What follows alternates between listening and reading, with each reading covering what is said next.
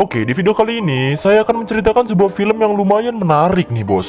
Judul dari filmnya sendiri adalah Gigolo. Jadi film ini menceritakan seseorang yang berprofesi menjadi seorang gigolo. Buat kalian yang nggak tahu apa itu gigolo, gigolo adalah seorang jablay cowok cuy, alias pelacur pria ya. Ya gitulah intinya mah. Yaudahlah daripada berlama-lama, mending kita langsung aja ke videonya cuy. Di awal film ditunjukkan seorang pria kaya raya perkasa berkanjut besar yang sedang berolahraga. Lalu ia pun dengan keren menunggangi mobil Ferrarinya. Ia pun berbicara bahwa dirinya bukanlah orang kaya atau anak jelma benghar, tapi bisa naik Ferrari. Ya dikarenakan aku gigolo. Bukan aku sih, tapi dia ya, sorry salah boy. Dan film pun dimulai dengan judul The Gigolo. Film ini akan berfokus kepada seorang pria bernama Fung, atau kita panggil saja dia Fang. Ia terlahir dari keluarga yang miskin atau bisa dikatakan biasa aja gitu. Lalu datanglah ibunya yang membantunya untuk mengurus daging bebek tersebut. Ya ibunya adalah tukang daging bebek. Si Fung ini atau Fang ini lalu minta duit sama emaknya buat bayar uang les. Karena emaknya gak punya duit dan bapaknya juga gak tahu udah pergi kemana, emaknya pun nyuruh minjem sama saudara sepupunya si Fang ini. Singkat cerita, Fang mengunjungi saudara sepupunya. Saudaranya ini punya bar atau semacam diskotik gitu. Lalu si Fang pun diberi pinjaman. Setelah itu, sepupunya ini pun menyuruh Fang bekerja aja daripada ngurusin sekolah. Terus kasihan emaknya, si Fang gak mau karena masih kepengen sekolah. Lalu datanglah salah satu kenalan sepupunya bernama Michelle. Ia pun menggoda-goda si Fang. Karena si Fang ini niatnya cuma minjem duit doang, Fang pun hanya diam. Lalu datanglah dua orang lagi. Ceweknya ini bernama Yoyo dan cowoknya bernama Chris. Jadi si Yoyo ini lagi pakai jasa gigolonya si Chris ini gitu. Dan jelas banget kalau si Chris adalah gigolo yang cukup dikenal juga. Saat Michelle mulai meraba-raba Fang, Fang pun langsung cabut untuk balik. Keesokan harinya, Fang sedang bermain basket bersama beberapa orang. Fang ternyata memiliki seorang pacar yang cantik bernama Jolie. Fang pun tebar-tebar pesona. Lalu, tunggu, ini ada jamet anjing. Kok ada di sini jamet kupro ya anjing, jamet kupra ini mah. Lalu si Jolie ini ditawarin buat main ke pesta sama Peter. Jadi si Peter itu kayak berandalan sekolah gitulah. Jolie pun nolak dan mau main ke rumah si Fang aja. Si Peter langsung kesal dan akan membalaskan dendamnya. Singkat cerita, saat Fang dan temannya di loker, temannya menemukan sejenis narkotika di lokernya Fang. Karena ada guru yang menghampiri, temannya ini langsung menyembunyikan benda itu di selangkangannya atau di sempak si Fang itu gitu. Guru tersebut mengecek loker Fang. Akhirnya si guru gak nemu apa-apa dan si Peter itu langsung kebingungan karena benda haramnya hilang dari loker Fang. Bangke emang mentang-mentang otongnya gede anjir. Sepulang sekolah, Fang pun pacaran sama Jolie. Fang pun ngajak Jolie nonton kaset dan filmnya ini film biru anjir. Lalu semakin lama menonton, akhirnya mereka pun hendak melakukan pergenjotan. Tapi saat Fang berusaha masukin otongnya, emaknya pun datang dan kaget melihat mereka berdua. Tapi anehnya, emaknya ini kagak marahin mereka berdua. Si Fang bilang bahwa mereka sedang belajar. Tapi saat emaknya mengambil buku di celana si Fang, seleting Fang pun belum dinaikkan. Mampus kau Fang. Dan emaknya juga bilang kalau mau kayak gituan pakai kondom aja, kasihan nanti pacarnya. Emaknya teh hedan anjir ini. Malamnya, Fang menemui bapaknya. Ia bercerita mengenai dirinya saat hendak memasukkan otongnya tadi. Si bapaknya juga ngewajarin kalau otong anaknya ini emang warisan dari bapaknya. Katanya kalau mau ngegenjot cewek harus pakai pemanasan jari dan lidah dulu. Bangke emang babehnya ini. Contohnya seperti set dah. Keesokan harinya, temannya si Fang sedang dibully, lalu Fang pun menolongnya dan ribut dengan Peter itu. Guru pun datang untuk melerainya. Sepulang sekolah, ternyata si Fang dikeluarkan dari sekolah dan ia melihat seorang wanita cantik dan seksih sedang memperbaiki ban mobilnya di tengah-tengah hujan. Si Fang pun membantunya. Setelah hujan reda, wanita itu pun memberikan uang kepada Fang. Karena si Fang ini baik hati, Fang pun menolaknya dan pergi dari wanita itu. Lalu Fang menelpon ibunya untuk memberi kabar bahwa ia dikeluarkan dari sekolah. Ibunya pun langsung terjatuh sakit dan sakit tonggong. Singkat cerita, Fang pun mulai bekerja menjadi tukang bersih-bersih di barnya si Hang, sepupunya itu. Ia pun menjadi perhatian wanita-wanita bar tersebut. Lalu, si Yoyo menggodanya dan akan membayar $10.000 jika Fang mau main dengannya. Fang pun mencoba untuk bermain. Tapi ternyata si Yoyo ngajak Fang ke teman-temannya. Lalu si Yoyo pun membuka celana si Fang. Alangkah rewasnya si Yoyo kalau ternyata otong si Fang ini gede banget anjir. Lalu si Yoyo pun mencoba untuk pemanasan sebelum bermain dengan Fang. Tapi tak lama kemudian, si Fang pun malah udah cerot duluan karena mungkin baru pertama kalinya. Lalu ia pun ditertawakan dan pergi malu merencuy.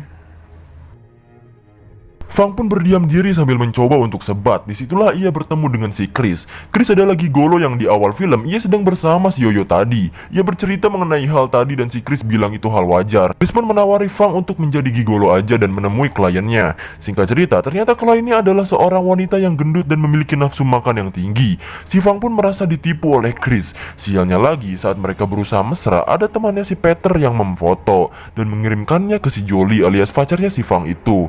Jolie pun langsung memutuskan si Chris di situ juga, cuy. Singkat cerita lagi, Fang menemui bapaknya yang lagi ngamen. Dia bilang bahwa ibunya lagi sakit dan dirinya udah dikeluarkan dari sekolah. Lalu ia juga bilang bahwa dirinya udah jadi gigolo. Si bapaknya ini ngewajarin apa yang dilakukan anaknya karena emang keadaan ekonomi juga ya kan. Lalu si bapaknya ini nyuruh si Fang untuk pergi menemui seorang bernama Abson. Abson adalah raja gigolo. Jadi si Fang disuruh buat menemuinya untuk belajar menjadi gigolo dan sekalian nagihin hutang 30 juta milik bapaknya tersebut. Malamnya, Fang menemui Yoyo. Si Yoyo pun jadi judes jutek karena pelayanan kemarin si Fang. Karena udah curut duluan sebelum si Yoyo puas. Yoyo pun menyuruh Fang pergi aja ke tempat Michelle karena Michelle lagi butuh jasa gigolo.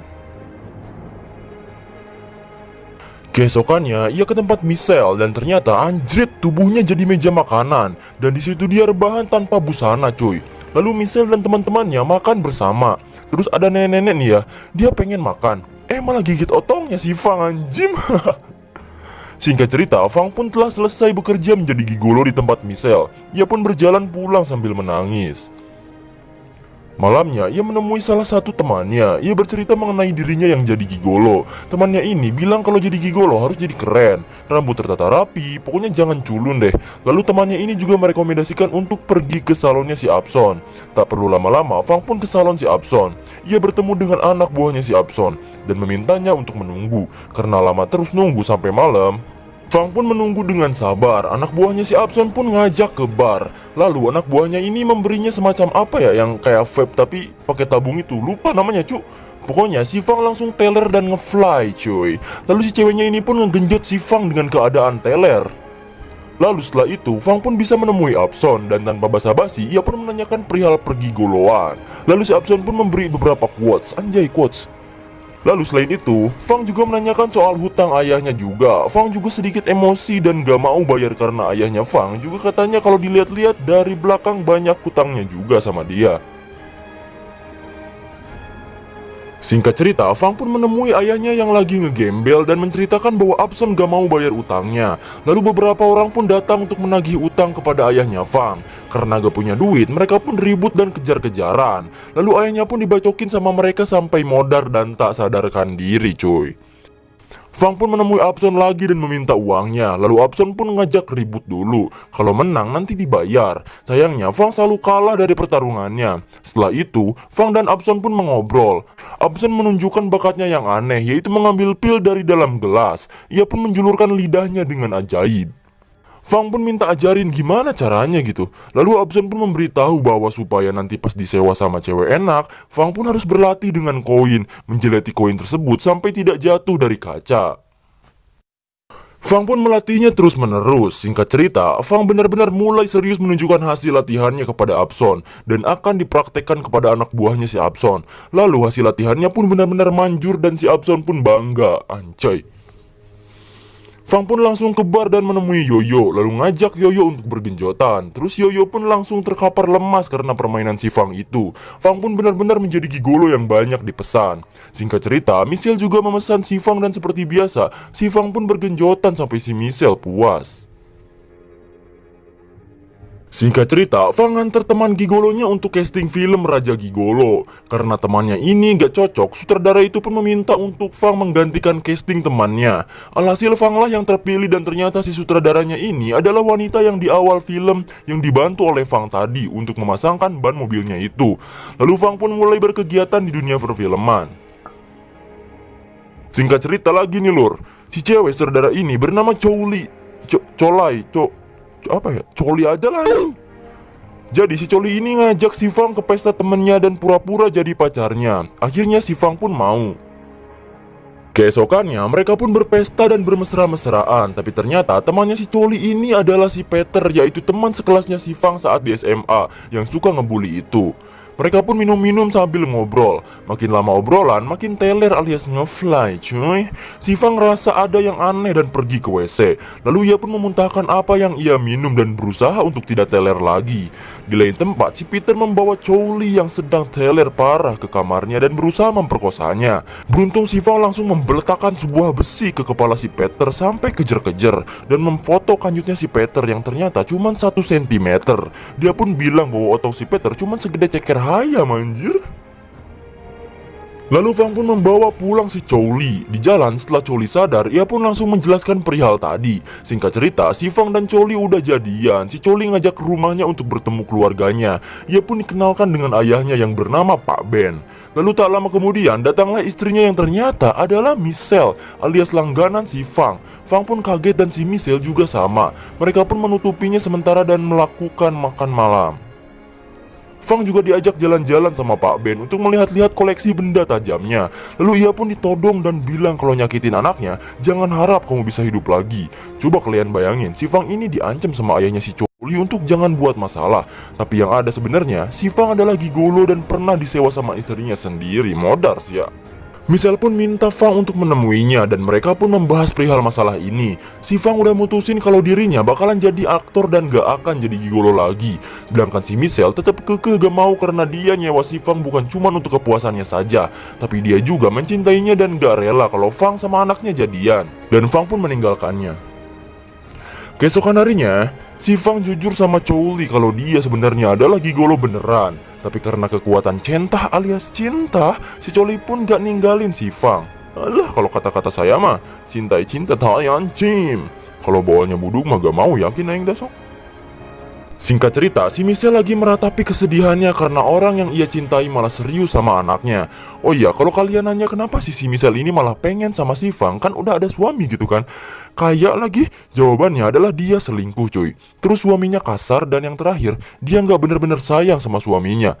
Lalu si Michelle pun teler dan tertidur dengan laptop yang menyala sambil muterin videonya sambil bergenjotan sama si Fang dulu. Saat tertidur pulas, Pak Ben pun suaminya datang dan melihat isi laptop itu. Saat jalan berdua, si Fang pun diculik oleh seseorang dan dibawa entah kemana. Sin pun berpindah ke rumah Pak Ben yang ternyata itu adalah perbuatan Pak Ben. Pak Ben pun marah-marah kepada si Michelle. Bahkan saking marahnya, ia menyuruh anak buahnya untuk meniduri istrinya sendiri. Saat Ben hendak membunuh Feng, Chow Li pun datang dan menahan ayahnya saat itu juga. Saat itu, Chow Li memohon untuk tidak membunuh Feng. Michelle pun datang menodongkan pistolnya dan tanpa basa-basi, ia pun menembak kepala Pak Ben sampai modar dan ngaliang di natarang cuy, alias mokad. Headshot kita kan. Chow Li pun kesal karena ayahnya meninggal dan langsung menghajar ibunya sendiri. Lalu Michelle pun menusuk perut anaknya sendiri dengan pisau. Dan si Fang pun bangun dan menodongkan pistolnya lalu menembaknya sampai mati. Sambil menangis, Fang pun membawa Chow Li untuk ke mana ya, nggak tahu, rumah sakit kali ya. Lalu scene pun diakhiri dengan si Fang dengan kekayaannya. Ternyata setelah Ben mati, ia pun mengambil alih semua harta Pak Ben dan tetap menjadi gigolo. Dan si Chow Li pun masih hidup. Lalu film pun selesai cuy. Gak tahu udah mungkin si Chow Li jadi istrinya atau apalah, gak tahu.